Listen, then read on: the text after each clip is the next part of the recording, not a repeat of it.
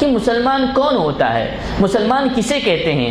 آج ہم نے اپنے نام رکھ لیے ہیں، آج ہم مسلمان گھرانوں میں پیدا ہو گئے ہیں، ہم کچھ بنیادی تعلیم حاصل کر چکے ہیں، لیکن حقیقت میں مسلمان کے متعلق اللہ کے نبی صلی اللہ علیہ وسلم کیا فرماتے ہیں؟ اللہ کے نبی صلی اللہ علیہ وسلم فرمایا، امام بخاری رحمۃ اللہ علیہ نے کتاب الایمان کے اندر اس حدیث کو نقل کیا ہے۔ اللہ کے نبی صلی اللہ علیہ وسلم فرماتے ہیں، المسلم من سلم المسلمون من لسانی و بیدی۔ بہت ہی گہری بات ہے، چھوٹی سی حدیث ہے اللہ کے نبی صلی اللہ علیہ وسلم کی۔ اگر آپ اس پر غور کریں، مسلمان وہ ہوتا ہے المسلم من سلم المسلمون من لسانی و بیدی۔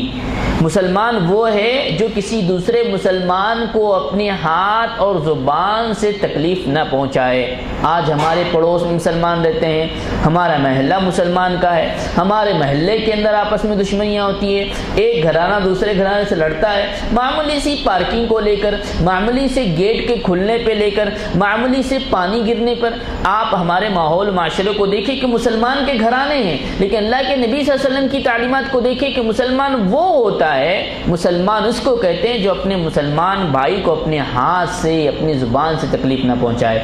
زبان سے کیسی تکلیف پہنچاتے ہیں آپ سبھی جانتے ہیں، روڈ پہ جا رہے ہیں، اگر گاڑی کا دھکا لگ جائے تو آج حیدرآباد کے حالات آپ جانتے ہیں، زبان کھلتی ہے تو گالی کے بغیر نہیں کھلتی ہے الا ماشاء اللہ۔ لہذا ایک مسلمان کے ساتھ زبان سے تکلیف اگر دیتا ہے تو مسلمان نہیں ہو سکتا ہے۔